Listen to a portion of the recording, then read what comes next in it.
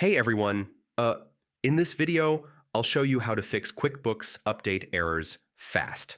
Yeah, if your QuickBooks isn't updating or keeps showing an error, it can be really frustrating, especially when you need the latest features or fixes, but most of the time it's actually a simple issue you can solve in a few steps. So first, check your internet connection. Uh, QuickBooks needs a stable connection to download updates, so if your network is slow or disconnecting, that could easily cause the error. Next, restart your computer and try the update again. Yeah, this clears temporary glitches that often block updates without you realizing it. After that, run QuickBooks as an administrator.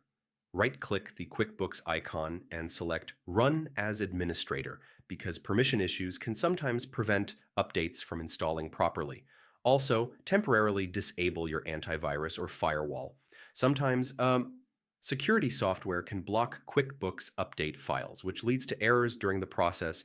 And yeah, make sure your QuickBooks version is supported and not outdated.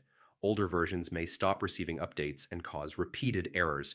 Finally, if the issue continues, use the QuickBooks Tool Hub to fix update problems automatically. Most of the time, these steps will resolve update errors and get your software running smoothly.